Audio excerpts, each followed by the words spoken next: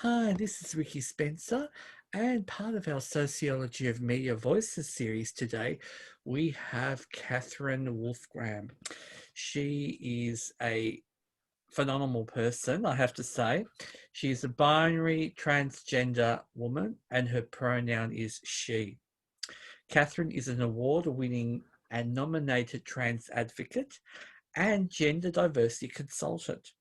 During her advocacy, she was formerly the official ambassador of the Gender Centre, former board associate of Sydney Gay, Lesbian, Mardi Gras, former public officer of Wear It Purple, Wear It Purple, and as my screen, love my favourite colour, Wear It Purple, producer of Sydney Transgender Day of Remembrance, and contributing writer and journalist for the Star Observer.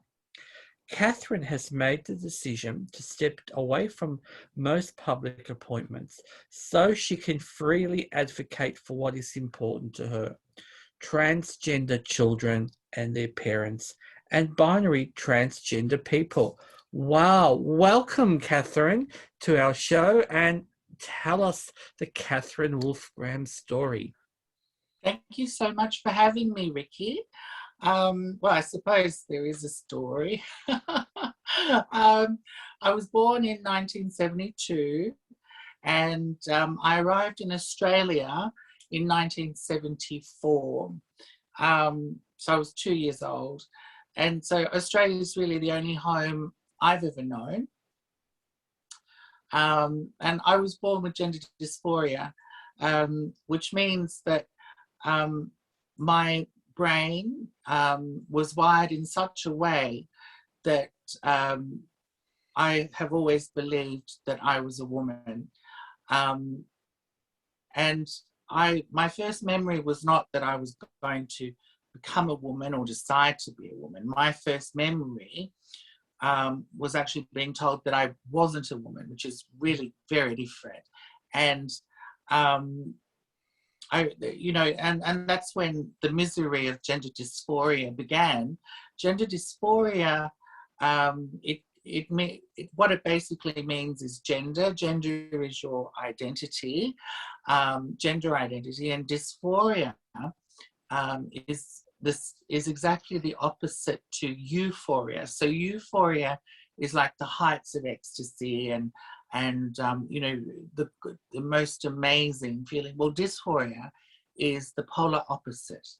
So I had dread for my gender from the age of about 4 or 5, and which caused my whole childhood to be extraordinarily unhappy because I wasn't allowed to say to anybody who I was, because I would be punished.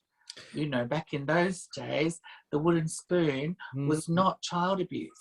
The wooden spoon was. Ask you, and they always said that, you know, I would grow out of it, or it would be something, you know, but you can't grow out of something like that because it's the way my brain is wired. That's why I spoke a certain way and I walked a certain way, and you know, and very, very effeminate.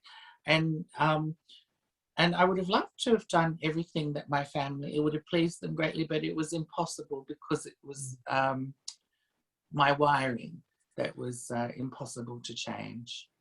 And tell me about the power of clothes. How did you feel about when, especially around the ages of 4 and 5? Did you have an affinity for, say, the clothes of, say, your mother or women on television? Did you have the desire you needed? No, none of that. You know, I don't. You know, it had everything to do with feeling, and nothing to do with how I conveyed myself. I mean, don't get me wrong. I'm uber femme.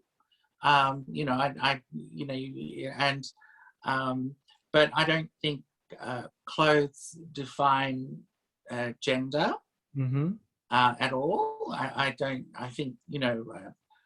A woman in a man's t-shirt and man's jeans is still a woman. Yeah, absolutely. And so no, I had no fixation on clothing or anything like that. It had everything to do with my being, like Mm-hmm.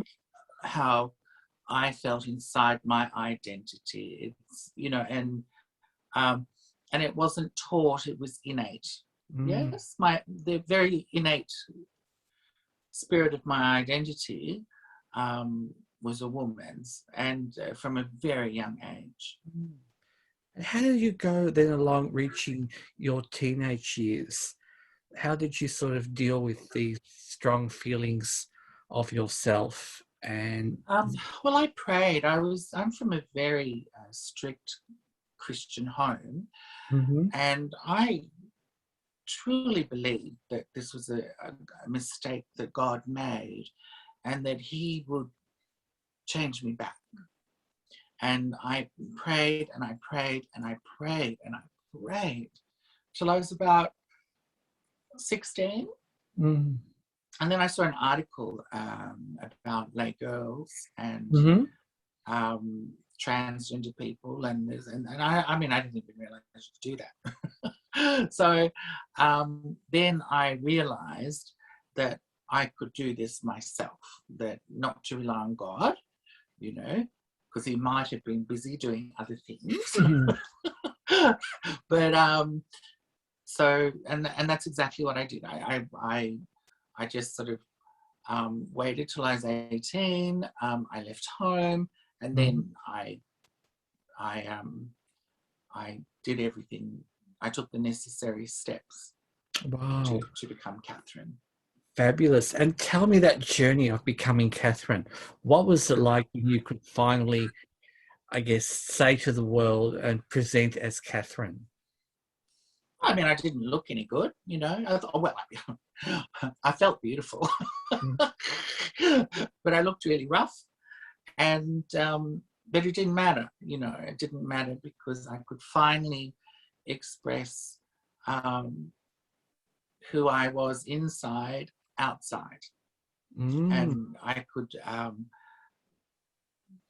all my school friends that I'm still friends with today, they said that it calmed me, that there was something very frantic about me before. And then as soon as I transitioned, I became calmer, Mm. more more calm and more serene. Mm. Um, and that comes from self happiness, yeah. Yeah. Has your relationship with God changed at all since you've transitioned? Yes. Well, Okay. before I thought God was the man, but now I think God's a woman. Oh, so do I. so, so, well, I mean, if you have a good think about it, everything, um, all creation comes forth from a female. Mm. Whether we look at a tree or a human or anything, it's the it's the female that creates, isn't it? Mm. And So how has your relationship with, I guess, celebrating your spirituality? Do you now go and celebrate in like a church service, or do you have your faith no, in but I yourself? mean, there's that I don't know if you know this, but in Sydney, the Uniting Church now has a trans Oh, reverend, oh, and okay. she does her services on Sundays at a beautiful church in the city. I think it's in Pitt Street, and it's an old Georgian church. It's beautiful, and it's nice to have that option, But I think. Uh, for me now, my spirituality is that I'm happy just being a good person and being kind Mm. to others, and and things like that. Um, and it's and I think spirituality is like politics. It's extremely personal, Mm. and it's sort of and it's something that you choose. You should choose yourself. It's not something that should be indoctrinated upon you. Mm. Um, and so I've taken the teachings that I was raised with, and I exist as a good human, and that's enough for me. Oh, You know, what a I'm happy wonderful with way that. to view the world. And taking that forward, how have you, with all these wonderful ideas about human nature, how have you taken that forward in terms of working with the trans and gay, lesbian, bisexual, queer community? Well, I mean, I never really left the gay community after I transitioned. So I've been a part of the LGBT community for the last 31 years. A proud member too, I have to say. And um, I grew up with some very brilliant minds, you know, and these people are the people that started movements that now have influenced politics today. You know, they're considered to be very influential people in politics, in many things. And I guess that it was always made very clear to me that I had a duty, Mm-hmm. not just to the gay community, but to other trans people, and that it was always expected that I would do something eventually. Oh. So when I came back to Sydney 7 years ago, I was thrown straight into it.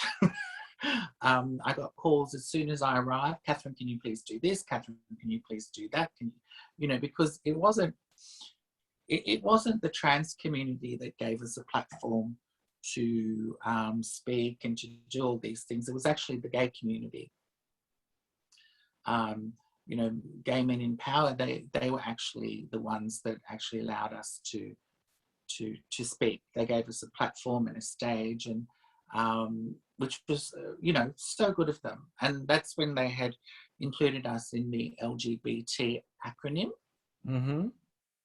So yeah, so I've been busy since I came back to Sydney, but I always knew I would be if I came back to Sydney. And tell us about the role when you were ambassador of the Gender Centre. Well, I mean, you know, that's an honour. That's the Gender Centre, for people that don't know about it. It's the oldest trans welfare organisation in the world. There's nothing else. There is now, but back then it was the only one for decades, where they would help trans people find housing and find and help them go through legal issues and all those things, you know, advocacy, and it's expanded now to education and helping trans kids and their parents and their families. So it supports a big network of people, not just trans people, but their support networks. And I was very flattered when they asked me to be their ambassador. And their ambassadorship was quite different to other ambassadorships, because I've been ambassador of other things. Whereas, like, you know, as an ambassador, you just sort of get up on the day, you know, and you just have your photo taken and maybe show up at a few events. But as an ambassador of the Gender Centre, I was the emissary. So they would send me in to accept checks. I would speak with big business about sponsorships, and you know, and I helped find patronage and things like that. And it really was an honour. But you know, these honours, they come at a price. I couldn't say anything.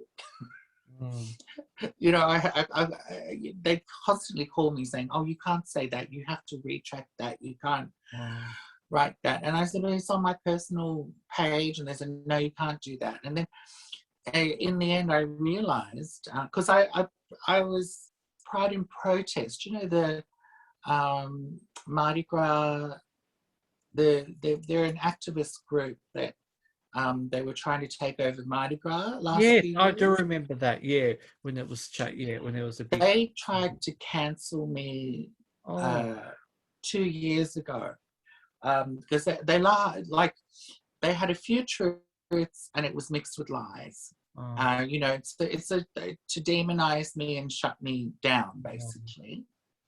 And you know, they even went so far as to say that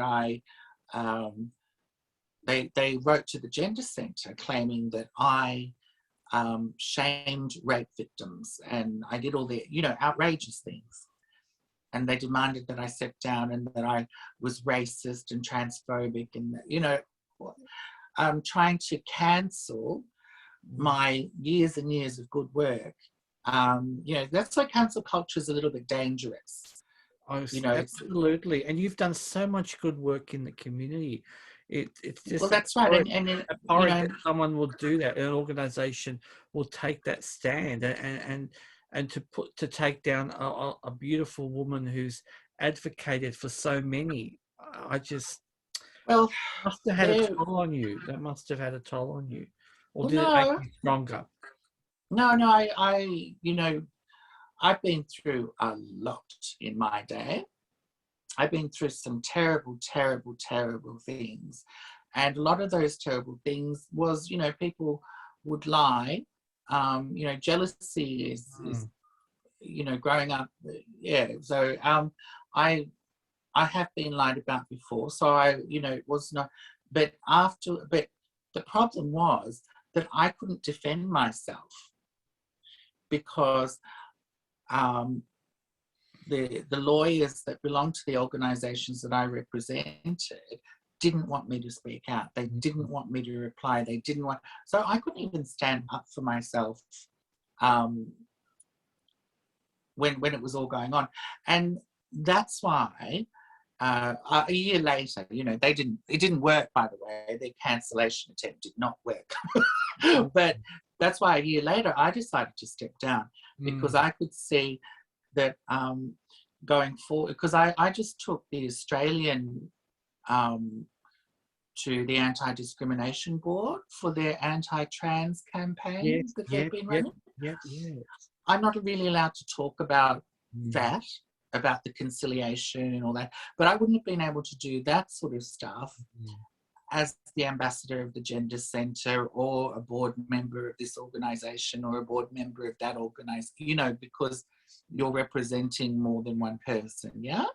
And But that's now, interesting, yeah, with I, voices. So sorry, yeah, I want to inject just at that point, and this is why I find your life and your work so fascinating, because you have been such a strong advocate for our community, our diverse community, and yet your voice at that moment seems that it was somehow shut down, and you weren't able to. The Catherine wasn't able to speak for yeah, herself. legally I was not allowed to speak. And that was like, and that was, I didn't like that. Mm. And so I've like, okay, well, honours are very nice, but I would rather get on with my life and do what I do without the hindrance of those sort of things, you know. Mm. And it's already on the resume, so I'm happy. I know. And now you are a writer and journalist. So tell us a bit about your writing within the Star Observer. I've always done that. So I've always, it was one of the, you know, um, I've always tried to find niches for myself Mm-hmm. where I can find employment and things like that. And writing has been one that's always been something that I can do readily. So I started writing, I think in 2004, and that was a drag column for a gay newspaper. Mm. So it's always been something that I do. When I came back from the country 6 or 7 years ago, I was writing articles about trans inclusion and trans discrimination and trans this and trans that, and that was for Essex. And Oh, then I when remember that. Yes. yeah, so and then when Essex closed down, I started writing for the next one, and when they closed down, I started writing for the next one, And I also used to work for MCV years ago in Melbourne. Oh, yes. Yeah, so, you know, that was many moons ago, in 2001, I think it was. And, you know, so I've always, writing is an artistic outlet, I find. And, you know, you can express yourself through writing, just like you can express yourself through drawing or painting or whatever. And so, because I was very artistic, and but after I started my transition, I suppose all of my artistic energy went into, you know, creating my exterior. So I didn't have time for art, and writing is one of those things where you do. But I've gone into a new thing now. I've once I knew COVID was coming to Sydney. They announced about a month ago that the Delta strain had arrived in Bondi. I decided that I was going to start making flower crowns and hats. Oh, lovely. Yeah, and I actually have a boutique here in Potts Point. To stop, Potts Point's a very she area. Yes. And a children's store. And so if it sells well after the lockdown, I'll probably go into other things. Do you want to see some? Oh, yes, please. See some? Absolutely, darling. Can I ask, if people were interested now, are they able to find it on the website, or can people order? No, I'm just creating stock at the moment. I love it. Do you like it? Oh, absolutely. That's fabulous. something I would wear. That is gorgeous. So if it's like those flowers, what do you call them? Those beautiful. They're irises and hydrangeas. Oh, that and is. Oh, yes. And that's a peony. Oh, beautiful. I've even got my own label. Oh, yes. Can you see the label? That is gorgeous. Oh, you're speaking to a girl's heart. That's exactly the sort of things that I love. Oh my gosh. Yeah, well, that is the creme of the creme. That is absolutely beautiful. And you look gorgeous. And these are very versatile because you can go like that as well. You don't have to go to a Polynesian event. So how long does it take you to make one of your creations? Well, I'd rather not answer that because, you know, with prices, people will. Of course, darling, yes. But what I will say is how I got the idea was every Mardi Gras, I look for a flower crown. Yes, yes. And because, you know, have you heard of Carmen? Yeah, oh, absolutely, yes. So Carmen always wore a flower in her hair. Yes. That was a signature of hers. And so every Mardi Gras, to honour Carmen, I would always wear a flower crown, you know, and that was my way of having a little piece of her with me during the celebrations. Yes. And, so I would go to like a florist to try and get a real one, and they'd want about $200 to $250 for a fresh flower crown. And then I'd go to a milliner and they'd want about $500 for a fresh flower crown. And I just thought, oh, this is or I could go to a $2 shop and get a flower crown for $3. And I saw this gap in the market. There was this distinct gap. And I thought, you know what? COVID's hit. I should try, while I'm in COVID, try and make 50 of these and, you know, and fill that gap in the market. So, you know, from the $100 to $300 market. Because I can't be the only person in the world that wants one. And so, yeah. And not after this show, there'll be lots of women, folk like myself who are thinking, where can I get them? Where can I get them? I want one.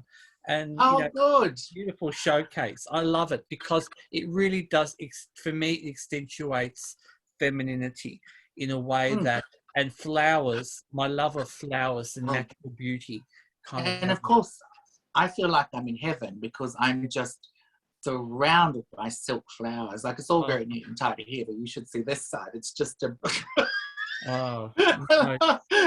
it's like the flower fairy started, and there's flowers everywhere, you know, and I actually just love my surroundings. So I've sort of returned to that artistic side Oh, that's of me wonderful. while we're in lockdown, because of course my main business, which is public speaking and Yeah. consultancy, that's been shut down Mm. with COVID, you know. So I've had to, so I'm diversifying, Mm. and I thought, well, you know, I think, me personally, I think Sydney will be in lockdown for another 6 weeks. Mm. So I've planned accordingly. You know, and every day I look forward to my parcels of flowers arriving from all over the world. Oh, that's wonderful. And, you know, and yeah, but I look forward to be able to get back into my consultancy work, Mm. but I'll still do the flower crowns because, you know, we all need a side hustle. Absolutely, and Don't looks you think? fabulous. Absolutely, you've got me hooked on it. I mean, I'll wear one, but it's nothing compared to the beauty that you've shown us. Now, can I ask you, in terms of your consultancy, if anyone's interested to get in touch with you to make bookings after, you know, when COVID gets controlled, can they Yeah, if there are, are we able to? Is there a website that? I've got a website. It's wolfgramme.com. And it's very comprehensive. It goes through what I do, what I've done. It explains a lot about me. Even if you don't want to book me, go and have a look, and, you know, have a read. It's there. I created it myself. I designed it myself. So I'm very happy for you just to go and read it, you know. and and that was a fun thing to do as well, making that website, because I'm pretty much computer illiterate, and I went to a website designer and I said, look, I can learn things. I said, I'm a pretty good, I have pretty good instinct for learning. I said, what I want you to do is just give me a give me a website, but don't do anything to it. I said, I want to open it myself, and I said, I want to create a room. And I said, show me how to create that room and let me build the other rooms next to that. And I said, and if I have any questions, I will call you. And so I literally, I closed all the curtains. I turned, and for a good 3 or 4 days, I just locked in, and, you know, and I had 2 computers. One was building it, the other one was seeing what it looked like to the public, and I just built it that way, you know. And I found out about SEOs and widgets and all these things by error. And but finally, you know, after about 4 or 5 days, I was ready to launch. And now I maintain my own website, and I'm very proud of it. So please go and have a look and have a read. It's wolfgramme.com. I hope it helps you. There are other pages, and different pages. There's pages of if you're looking for help, or if you know, support. I also blog on it. And stuff like that. So my thoughts are there, you know my thoughts. And I've looked at it yeah. and it's wonderful, and I can thoroughly recommend it to everyone, especially if you want to get an insight into someone who is and what and has always been visionary. Katherine Wolfgramme, it's been an absolute pleasure in spending time getting to know you, and I'm so excited to have finally been able to connect with you and had the opportunity to share it with everyone out there within our Voices series. Thank you so much for coming on today. My pleasure. I'd really like to finish, with some, I think it's really important um, to remember that happiness, it begins with us.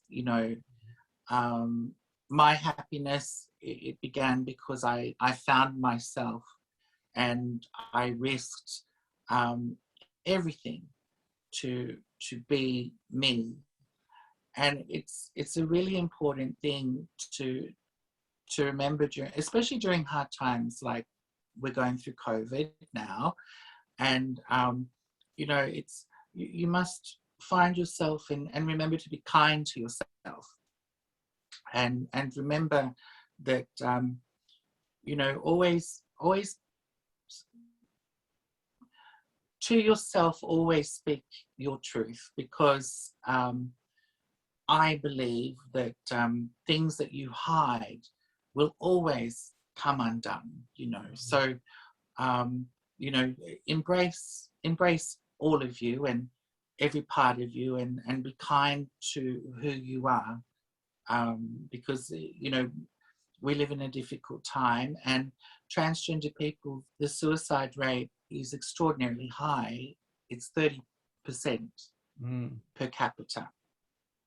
And and a lot of that is isolation, and not being kind to yourself, and allowing the outside world to not be kind to you too. And if there are other transgender people listening to this conversation, I would say to you that if the world is not kind to you, then you demand that it be kind. You have every right to that, and you have a place at every table. And it's what you deserve, because that's what all humans deserve. Thank you so much for having me, Ricky. That's such it's been a pleasure to be here. Such a beautiful way to finish. Thank you.